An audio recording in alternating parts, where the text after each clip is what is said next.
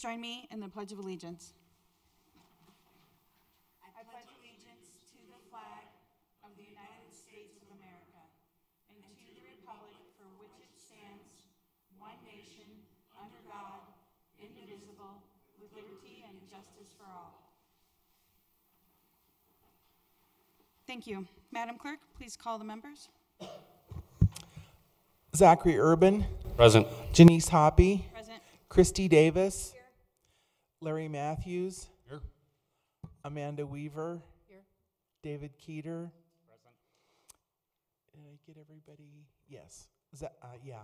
And the mayor and Mr. Pond and Leah Dozeman are excused for tonight. They are at National League of Cities.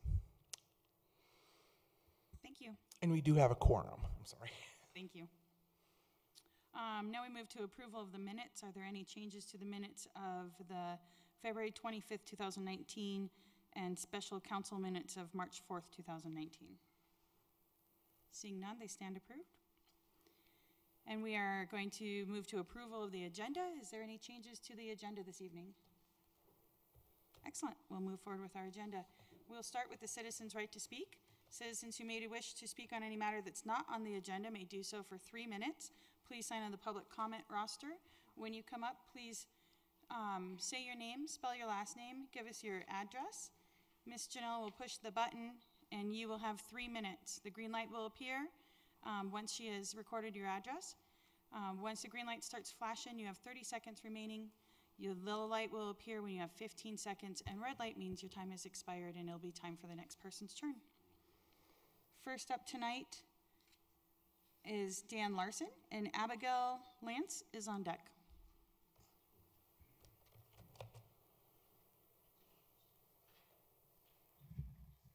Good evening, members of the council. My name is Dan Larson. That's L-A-R-S-O-N. I live at 4799 Flower Street in Wheat Ridge. I am a member of the Wheat Ridge Planning Commission, and I am also on the board of directors of the Garrison Village Condo HOA. And it's in that capacity I'm here to provide just a quick update for you this evening on the hailstorm damage to the condos that happened a while ago. You've probably seen Facebook pictures of the condo buildings with the blue sheeting on the side covering the damage. There's even been a couple of news stories. Channel 7 was out about a year ago. Well, I'm here to let you know tonight that the lawsuit against the insurance company has been settled, and we're moving forward. After the hailstorm on May 9, 2017, the roofs of all of our 16 buildings were repaired, but the siding and the exteriors of the buildings, there was a disagreement with the insurance company, and so we were forced to file litigation in June of 2018. And since then, we've been able to settle that lawsuit and begun selecting the materials that will replace the siding. We're going with siding that's a bit thicker and a little more resistant to weather. We had a meeting this last Thursday at the Rec Center for our homeowners and for the residents, where we discussed the repairs, scheduling, and we thank them for their patience. We also acknowledge their frustration. It's just been too long. So the work will get underway in probably the first week in April. We'll take about 2 months to finish it all. We'll probably do 2 buildings at a time. And then, so our job now on the HOA is to let folks know which buildings will be repaired when. There'll be a lot of workers around. Make sure that if somebody is concerned about their dog, that the dog will be able to find another home for the day. But we really appreciate the patience that our residents have had, and I know they've been frustrating, but we are looking to get this thing resolved, and hopefully we won't see any more TV news reports or pictures on Facebook. Thank you. Thank you. Abigail Lance with Rachel Hulteen on deck.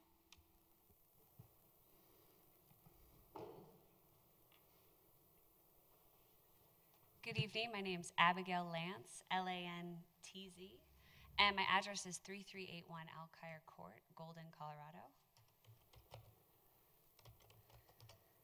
Hi, my name's Abigail Lance, and we moved to Alkire Court 2 years ago, my husband and I, and we have a 16-month-old daughter, and we left the Denver area seeking, a nice neighborhood. We moved onto a cul-de-sac, and, there's lots of families in the area. We have a yard. Our old house didn't, and it was right in Baker in the middle of the city, which was fun when it was just the two of us, but I was pregnant, and we moved, and we've really loved the neighborhood.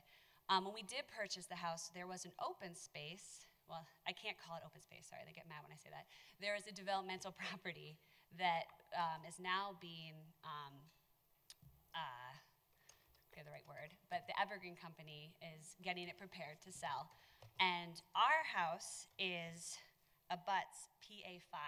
I know that Roxanne has come to speak to you as well, but we are directly on that site. Like our bedroom abuts that property line. And I think when we purchased the property, we hoped that it was a really deep incline and that they wouldn't build right on top of our house. We're like, oh, and hopefully they would do a good job with working with the neighborhood. So I'm here tonight because we have a couple concerns. We're really concerned about the privacy issue. They have really raised the site of PA5, so it's almost level now with our neighborhood where it was significantly below us before. And they're planning on putting a hotel there. And so now that hotel before, which was going to be below us, is going to be looking into because it's 4 or 5 stories. So it's now going to be looking into our bedrooms. So we're really concerned about the privacy.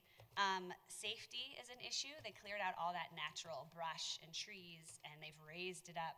We found a hypodermic needle in our driveway. We're concerned about the people that sleep on Clear Creek. They have clear access now to our property, and there's a big migrant population because of 70 right there that moves through there.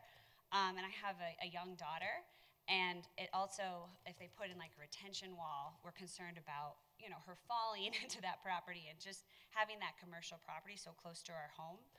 Drainage is also a concern. We have, with all those rains, really bad flooding, and they've removed a drainage ditch that used to be there, and that's where a lot of our water went, and our garage does flood. And we're worried about what will happen next. Our property value, obviously, we put a lot of our money into the house, and we're afraid it's going to be really affected by how it's changing the whole feel of the neighborhood. And, it was this family friendly, and now we're going to have a hotel right on top of us. The construction noise and noise pollution, they were starting at 7 a.m. on Saturday. It was waking my daughter up. There was a time where my whole house was shaking. So I'm here because I'm concerned about having a barrier. I know Roxanne talked to you about this. A landscaping and a barrier, and Evergreen has been very inconsistent when we speak to them, and we want something in writing before they sell the property and it goes completely out of their hands. So I'm here to ask for your support and helping us get them to agree to a barrier. I know we talked about a wall and landscaping just for safety and privacy and to maintain the neighborhood. I'm also a Jeffco teacher. Thank you very much. Thank you. Thank you. Rachel, and then up next is Carol Matthews.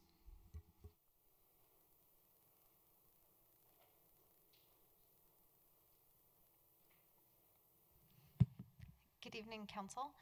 My name is Rachel Hulteen, and I live at 4690 Balsam Street.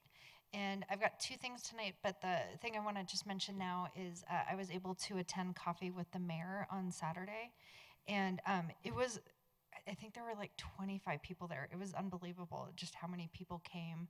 So many good questions. The mayor did a great job of communicating all the different things he's working on, and he shared his schedule from the last month, and I was tired by the time he was just telling us all the things he's done. So I just wanted to express, I'm sorry he's not here tonight, but I just am grateful when our elected officials meet in the community like that to share with us what they're doing on a day-to-day basis and field really good questions. And I met a couple of new neighbors and ran into some people I've known for a long time. So really appreciated that. The thing that I was especially encouraged to hear, and I'm looking forward to hear more about, is some of the efforts around attainable housing. And I know Mayor Starker is working on that both regionally and at the county level. So I hope that that's a topic that we get to hear more about, even if it's just understanding how we're fitting in the regional picture, but then how does that trickle down to us specifically here in Wheat Ridge? So I'll be joining Andy in a few minutes for something else. Thank you. Thank you. Ms. Carol Matthews, and then Andy.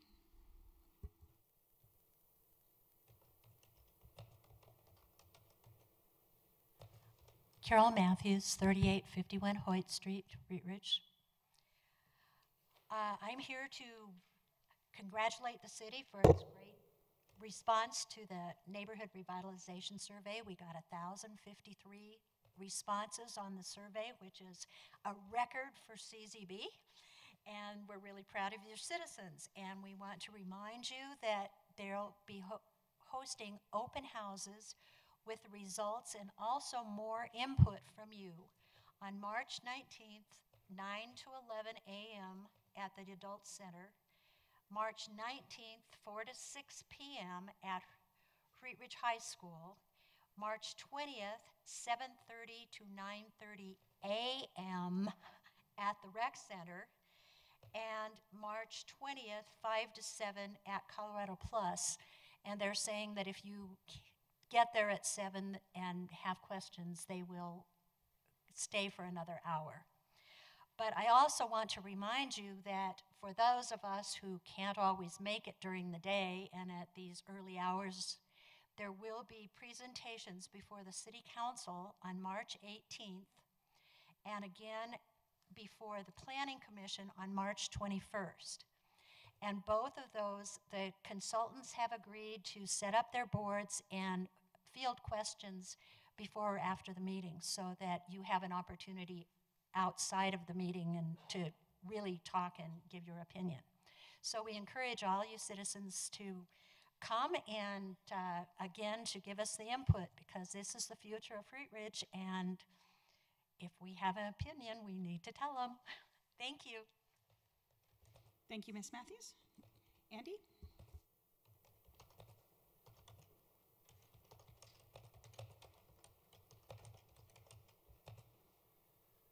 My name is Andy Rasmussen, R-A-S-M-U-S-S-E-N.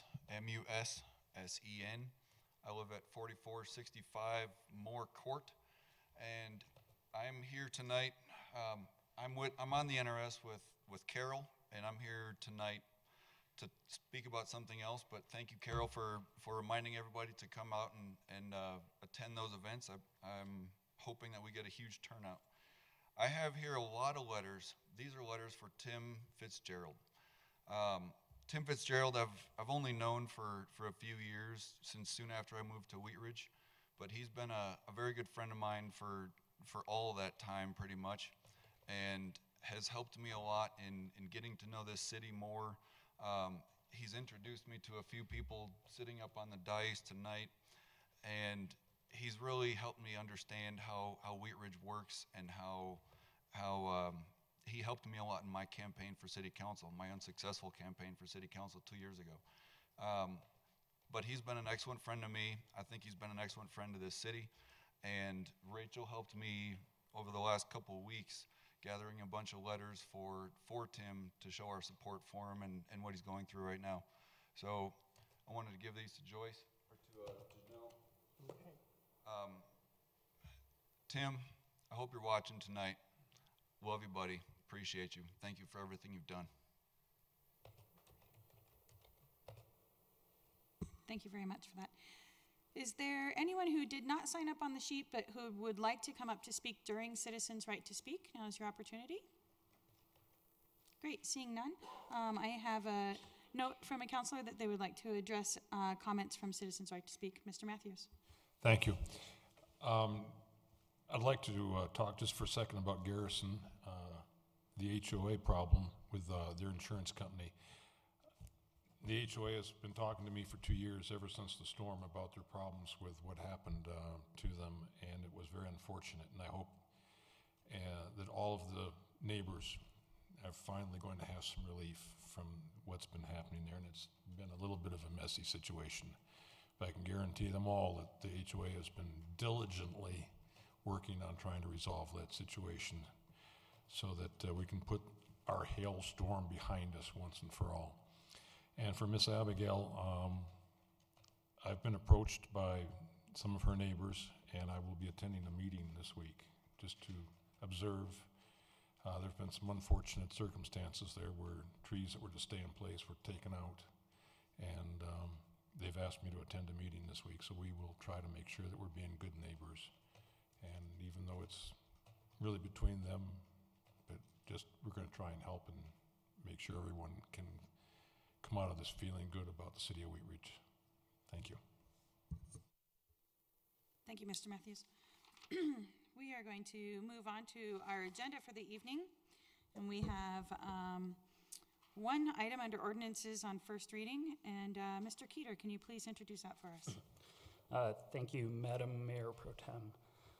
Council Bill Number 04, 2019, an ordinance amending sections 11-51, 11-52, 11-53, 11-56, 11-63, 11-64, and 17-27 of the Wheat Ridge Code of Laws concerning the licensing and use of alcohol beverages and making additional housekeeping revisions to said code, updating statutory citations to conform to recent legislative changes.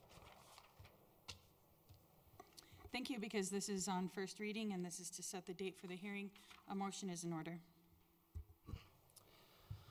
I move to approve Council Bill Number 04-2019, an ordinance amending sections 11-51, 11-52, 11-53, 11-56, 11-63, 11-64, and 17-27 of the Wheat Ridge Code of Laws concerning the licensing and use of alcohol beverages and making additional housekeeping revisions to said code, updating statutory citations to conform to recent legislative changes on first reading, order published, public hearing set for Monday, March 25th, 2019 at 7 p.m. in City Council chambers, and that it take effect 15 days after final publication. Second. Thank you. We have a motion and a second by Mr. Urban. Would the clerk please poll the council? Motion carries 6-0. Thank you. Next, we have our resolution, item number 2. And we have no one signed up to speak. This is, item number 2 is on the Public Art Fund. Is there anyone in the audience who didn't sign up to speak who would like to speak? Great. Mr. Matthews, can you please introduce this item for us? Thank you. This is resolution number 15-2019, a resolution amending the fiscal year 2019 Public Art Fund budget to reflect the approval of a supplemental budget appropriation in the amount of $18,500 and approving payment to Nancy Lovendahl in the amount of $79,500 with a $4,000 contingency for the purchase of Sweet Grass Dance, a stone sculpture. Thank you, Mr. Matthews. I believe that we have Ms. Manwaring here for a staff report. Yes, thank you. I'd like to introduce Dina Miller. The city hired Dina to manage the public art process. She is a public art management consultant, and she's been taking us through the steps which are outlined in our public art management plan. So she's here tonight to present the selected art piece for your approval for acquisition. Good evening, council members and mayor and staff. I'm thrilled to be here today to present to you the recommendation made by the Cultural Commission in their February meeting. There are a few details of the proposal that I'd like to share with you, including the selection process. So I'll give you a little detail about that. And I'd like to share with you the design concept by the Colorado artist Nancy Lovendahl. And then, of course, at any time, if you have any questions, I'll entertain those. First, I'd like to tell you about the art selection process. As Joyce mentioned, the process is outlined by the Public Art Management Plan. It includes appointing a Public Art Acquisition Committee made up of residents and the Cultural Council representation, and also one city council member, Councilmember Matthews, joined us on the committee. That committee met 2 times over the last, let's see, it started in September or October. We had our last meeting in January. They set the parameters for the public art design and the artist selection criteria. They reviewed the qualified artists and they selected an artist and a design to recommend to the Cultural Council. The committee defined the overall design criteria, which you can find in your packet, and I won't go over that detail, but please let me know if you have any questions about that criteria. Quite a bit of the design criteria that the committee was able to function with is outlined in the public art master plan, the public art management plan as well. So they defined sort of the function of the artwork, if you will, and the theme and aesthetic quality. They really wanted the artwork to complement the park and not overwhelm it. They also wanted it to celebrate the park's theme as a festival park. And they also wanted the art to be interactive and immersive, meaning giving the visitors who are experiencing the art just that, an experience, something that they could interact with and have an experience with instead of just something to look at. So with that being said, the Art Selection Committee outlined the design and they selected the design and the artist that's recommended tonight. As Joyce mentioned, the name is Sweetgrass Dance by Nancy Lovendahl. It was unanimously selected by the committee. Nancy's proposal was unanimously selected because they felt that it really was thoughtful of the place. It was very unique and was customized for this park. Nancy was inspired by her experience at the park. And so what I'm showing on the screen right now is her first page that describes what inspired her. She was very inspired by the graceful trees, the random patterns that the wild grasses made, and then of the native grasses that had dewdrops on them when she was there.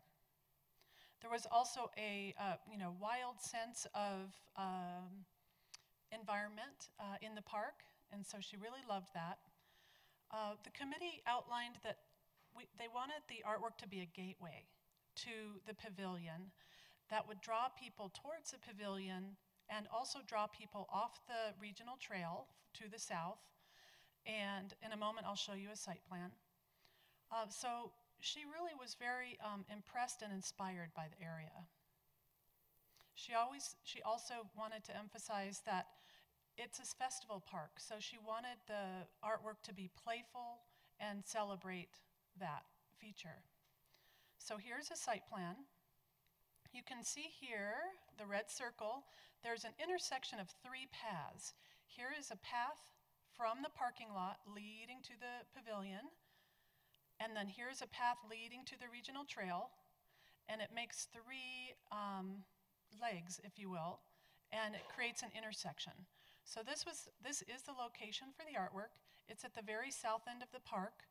Here is the children's playground, and then here's the main parking for people who will be coming to the pavilion. Now people may be walking across this area, the grass, and through the trees to get to the pavilion, but for the most part people will be walking down this sidewalk, walking around this sidewalk, and as you know there's a new path along the north side of this parking lot, and they will go around the artworks and in between it. And in a moment I'll show you the model that I brought, made by Nancy. Here is a rendering of what it might look like. I should say what it should look like. She took the stone rendering and photoshopped it directly into the location. Now, of course, this was an existing photo, and the pathways aren't quite connected there yet in this photo, but you will see the concrete pathways here when you are experiencing it as it will look on the site.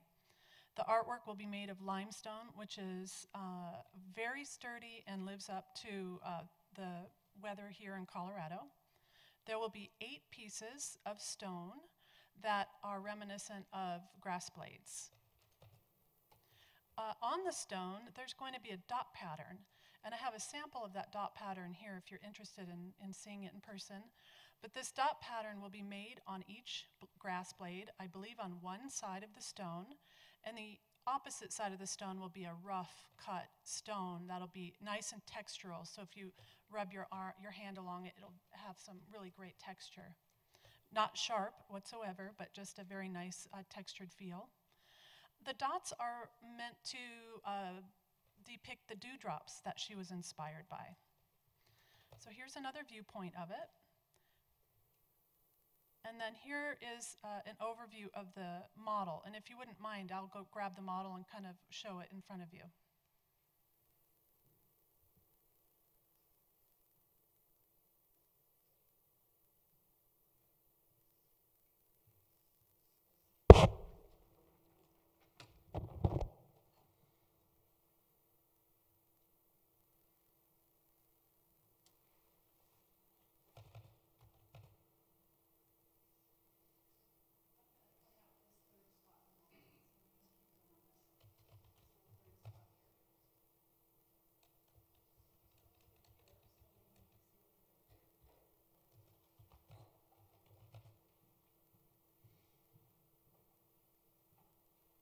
The model is to scale, and you can see that the people that are here is representative of, I think, a 6-foot male and a smaller person.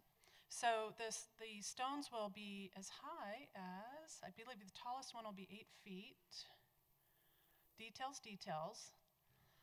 There'll be 8 pieces. We are adding a 3rd stone to this area right here where I'm showing with the mouse.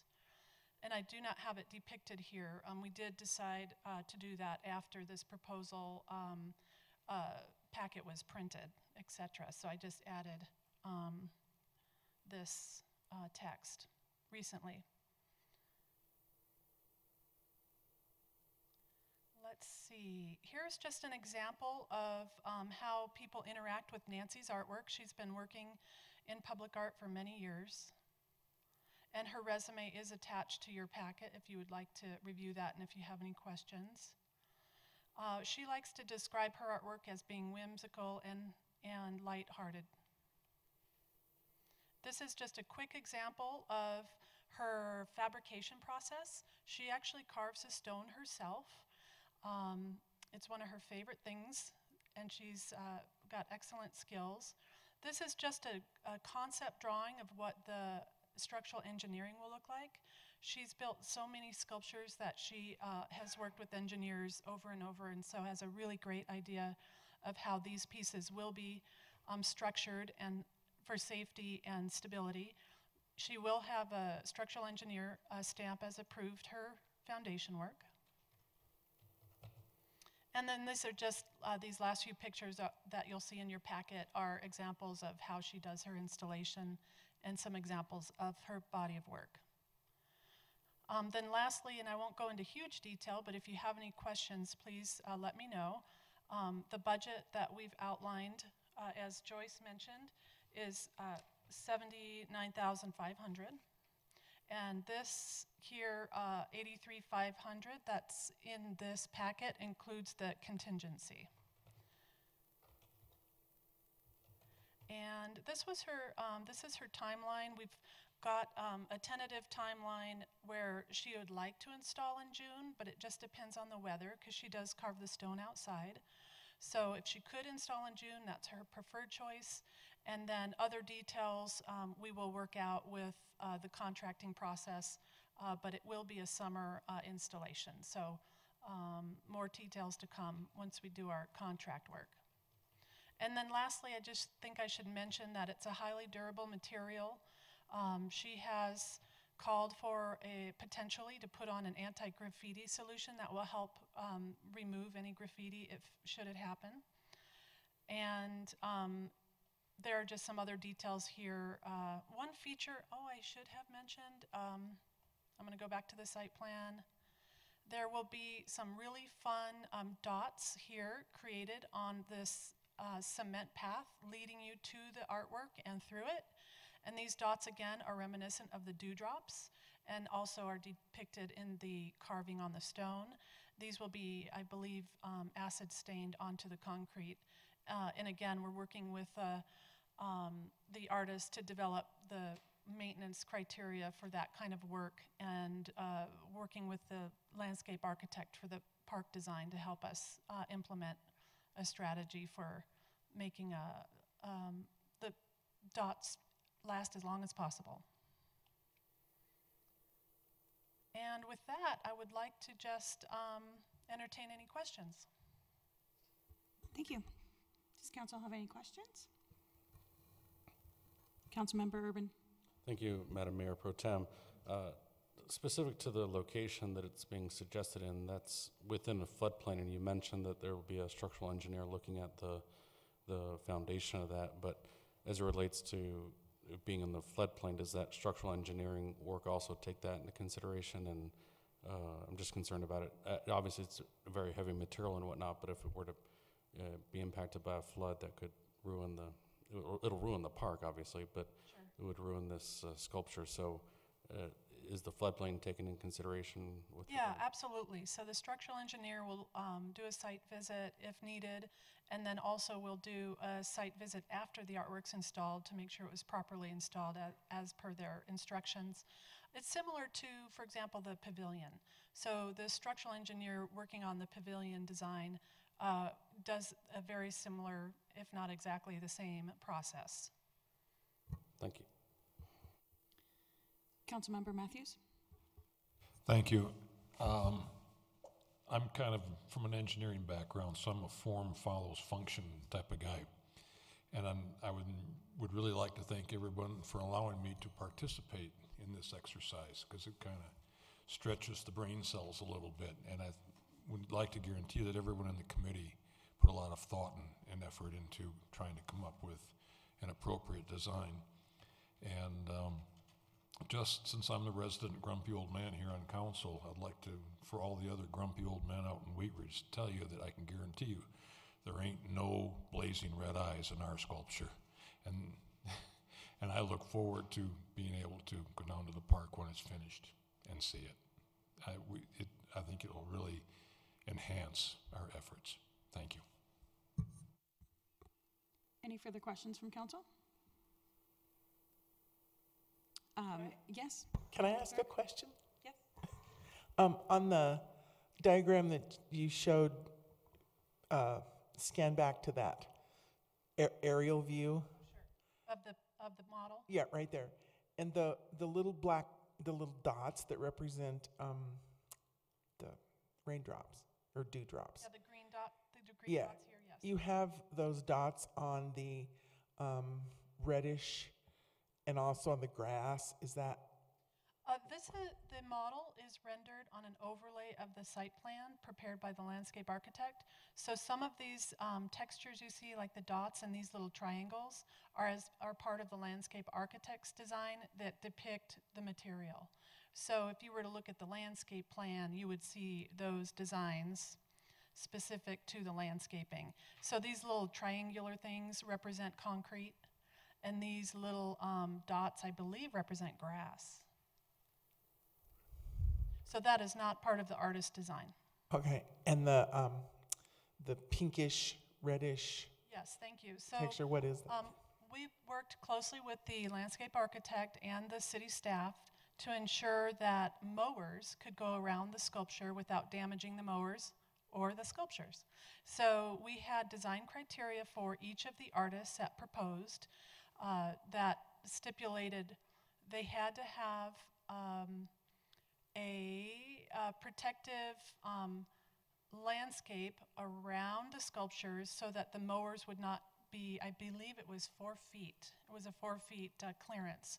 So she, the artist, with the recommendation of the landscape architect, is proposing a Crusher Fines landscaped area around the sculptures so that the mowers can go around without running into the sculpture. Thank you. Thank you. Councilmember Matthews? Talking about what we're doing here, one thing comes to mind, and I would just like everyone to know too, that although it doesn't seem apparent at first, that is access to our bike path. And one of the constraints for our artists was that we had to leave clearance there for emergency vehicles. And so they had to design around being able to allow up to fire trucks being able to pass down this bike path. So that was one of the things that we had to pay attention to when reviewing all of the different concepts. We had to give ourselves access to the creek and be able to put out fires or get ambulances down to our population. Thank you. Thank you. Any further questions from council? Seeing none, Mr. Matthews, motion is in order. Thank you.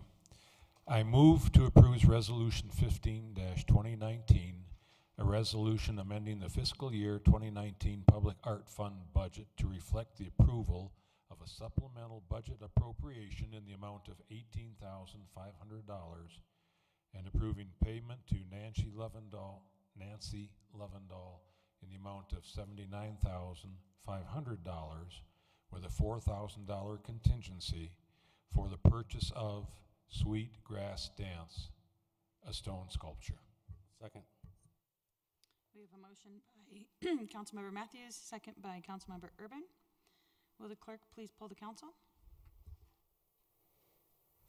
Motion carries 6-0. I'm very sorry, council. I forgot to ask if there was any discussion. Did anybody have any discussion they'd like to add? Sorry. Great. Moving on in our agenda. Item number 3. Councilmember Urban, will you please introduce item number 3?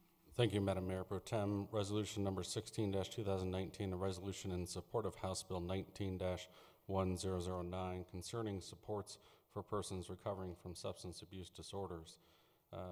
The issue is that House Bill 19-1009 is a bill designed to support individuals recovering from substance abuse addiction in Colorado communities through the regulation of substance abuse recovery residences and establishment of a state fund and supportive services for housing assistance for qualified individuals.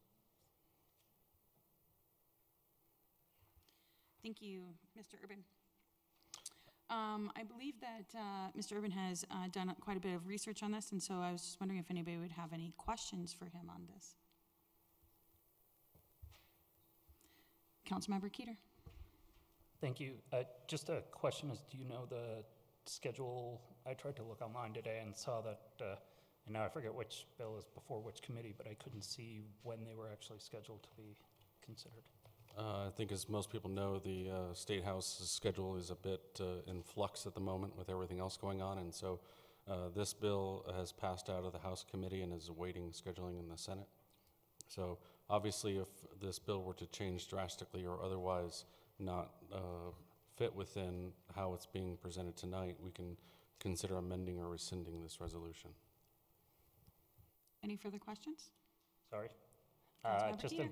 a quick novice question.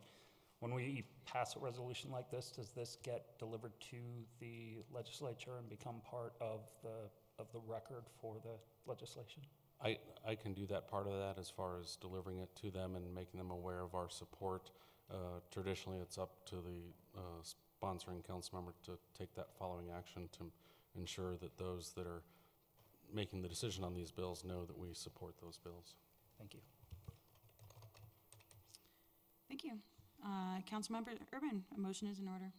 I move to approve Resolution 16-2019, a resolution in support of House Bill 19-1009 concerning supports for persons recovering from substance abuse disorders. Second. We have a motion by Councilmember Urban, a second by Councilwoman Christy Davis. Is there discussion on the motion? I would just like to say, oh, sorry, Zach, you go first. Thank you, Madam Mayor Pro Tem. I would just say that many of our residents have had concerns regarding sober living homes and those types of facilities being in our neighborhoods. And given the requirements of this bill to require those facilities to be certified, by the Colorado Association of Recovery Residences. That will allow us to further deal with any issues that come up with respect to those types of facilities in our community, as well as the more important aspect, which is to ensure that those that are in recovery have a safe place to do so. And so this bill provides for that, and I think that our support of this would ensure its passage. Thank you. Is there any other discussion before I put in my 2 cents? I just want to say thank you to Councilmember Urban for bringing this to the table and bringing it so that we can support this further on. Thank you. Would the city clerk please poll the council?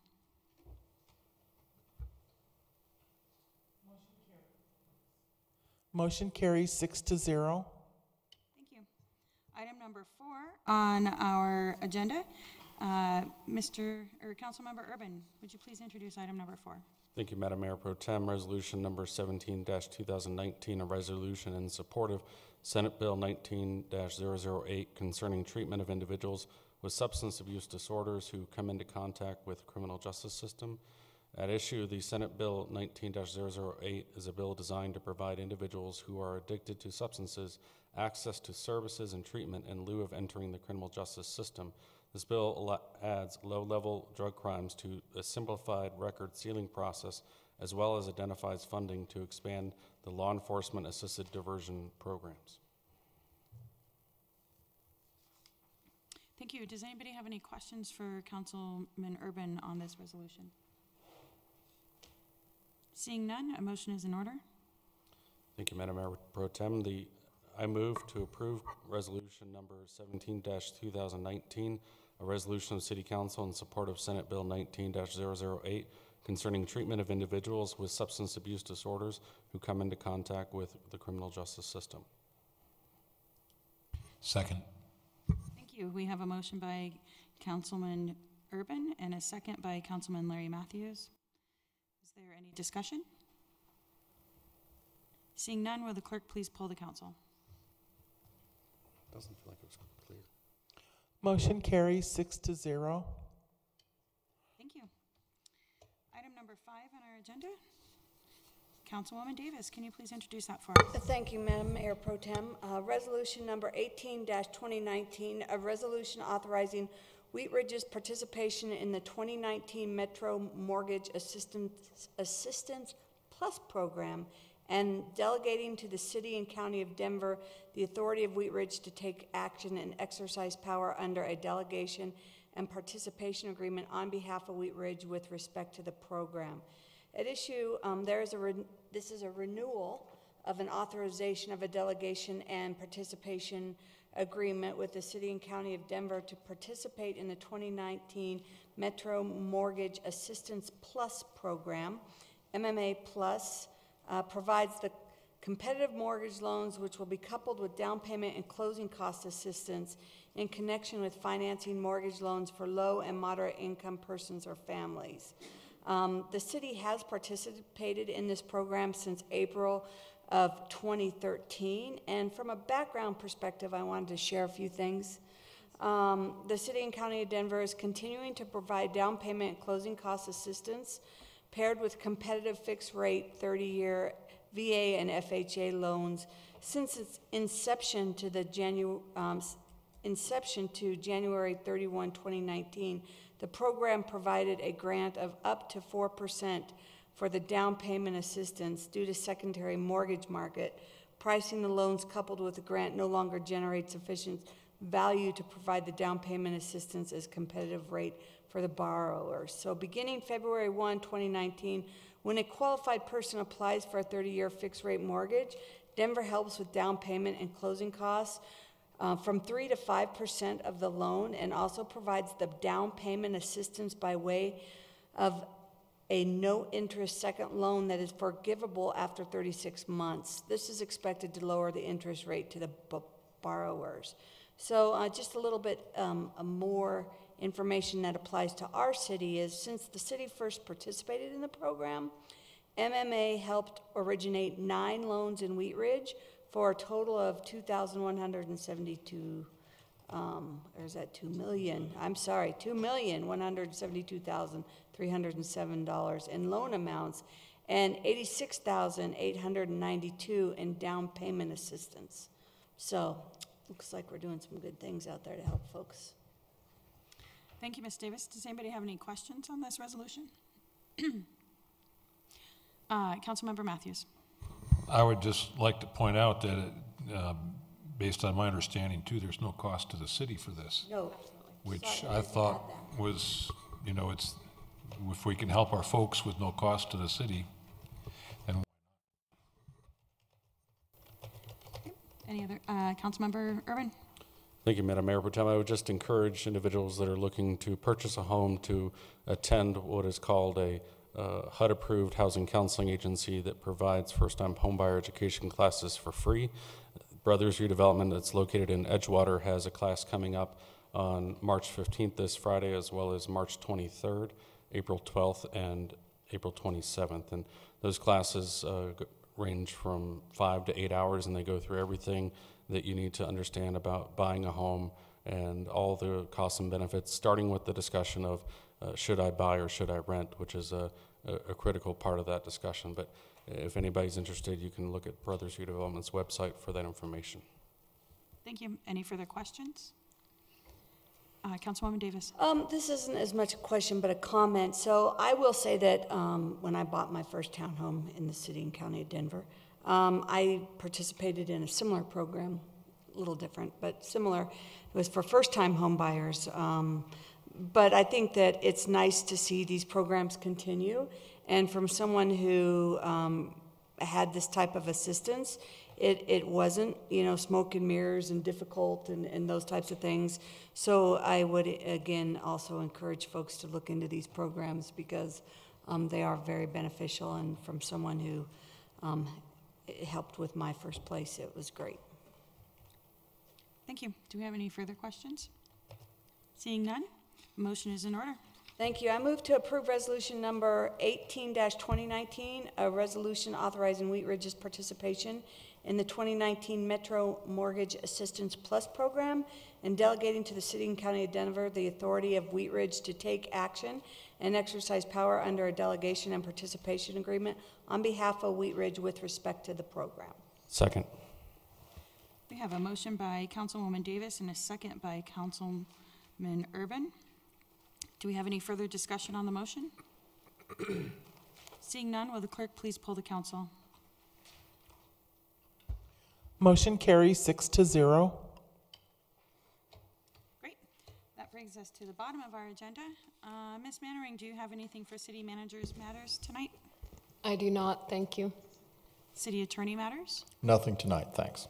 Elected officials matters. We'll start with Ms. Janelle. Nothing tonight, thank you. And then we'll just move. Councilman Matthews. Thank you, not tonight. Councilwoman Davis. I just have one thing, and I guess I would ask if a fellow council person would agree to ask to put an agenda item on some of the happenings or the decisions from the Clear Creek Crossing site, and maybe some resolution if we found some, just so we can follow up as a council as well. If anyone be willing to join me in asking to put that on a study session. I'll do that. Thanks, Zach. Can now that I have the two of you, and I'll look at putting that on when we look at agenda setting, but can you guys send me expectations of what you would like to see presented in that study session, please? Thank you. Thank you. Councilman Keeter? Only to congratulate you for bringing your meeting average over the past couple down to a nice normal 2.5 hours. Yes, thank you. Councilman Urban? Nothing this evening, thank you. And welcome to our Councilwoman Weaver. Thank you. I have nothing. Thanks. Okay. I just have a couple of quick things. I just want to say welcome to Amanda, our first business meeting, and you got lucked out. It's a nice, smooth, easy one. And I also want to say thank you to Ms. Matthews for the reminders of the NRS open houses. And there is also going to be ASL interpreters at 2 of those. The dates again are March 19th from 9 to 11 at the Active Adult Center. There will be an ASL interpreter from 9 to 10 a.m. on that one. And March 19th, from 4 to 6 p.m. at Wheat Ridge High School. March 20th, from 5 to 7 p.m. at Colorado Plus on 38th Avenue, and there will be an ALS interpreter from 6 to 7 p.m. on that one. And then March 20th, from 7:30 to 9:30 p.m., wait a minute. A.m. at the Wheat Ridge Rec Center. Thank you. I'm like, they can't. The Wheat Ridge Rec Center. And she also mentioned, and I would like to also remind you that March 18th, the NRS will be doing a presentation to City Council, and March 21st to the Planning Commission. So thanks for bringing those up to us. Ms. Matthews? If I may? Yes, Mr. On that same topic, we had an email that came in giving us a copy of that, but I assume that's on the website. I haven't had a chance to check. I do believe they're all on the website, and I think that there's a link that goes from the homepage straight to the NRS information. Great. Well, thank you, everybody, for joining us tonight, and have a great evening.